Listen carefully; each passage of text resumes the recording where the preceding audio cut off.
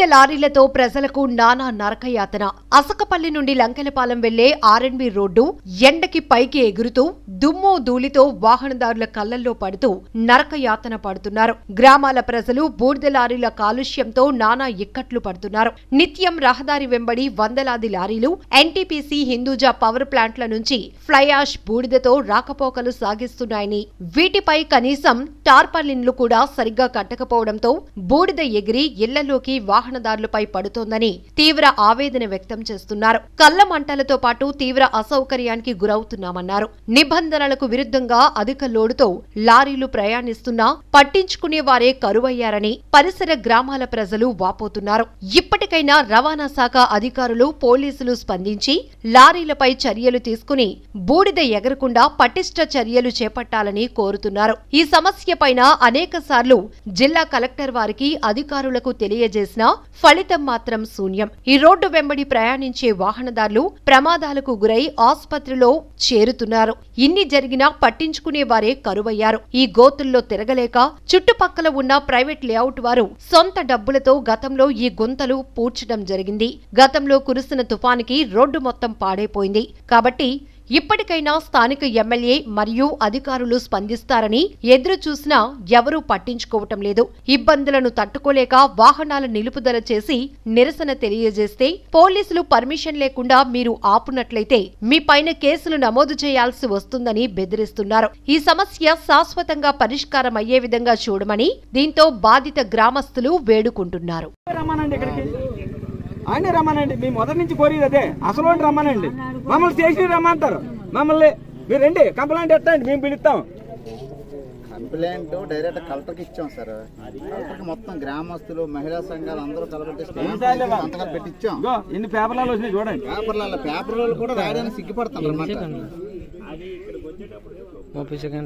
ఊరు వెళ్ళి చూడండి పరిస్థితి ఎలా ఉంది. ఊర్లో ప్రతి ఇల్లు కూడా ఎలా ఉంది చూడండి.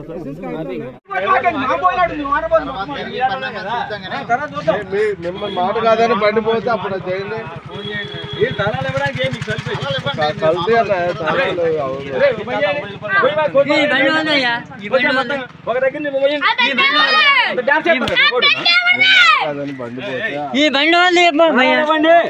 ఈ బండి వాళ్ళు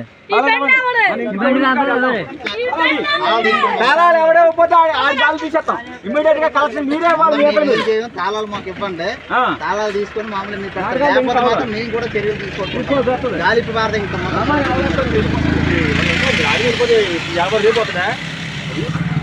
వెళ్ళిపోతే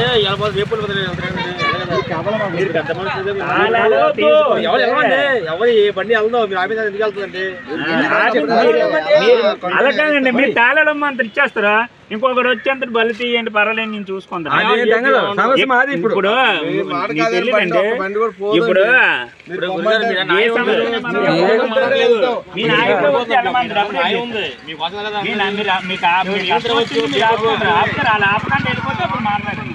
ఇక్కడ కాపుకాయలు సమాధానం చెప్పలేరు. అలా కాదు, మీరు సమాధానం చెప్పలేరు. ఎన్నోసార్లు అడ్డంగా వచ్చి మామూలు మీరు తాళాలు ఇవ్వడానికి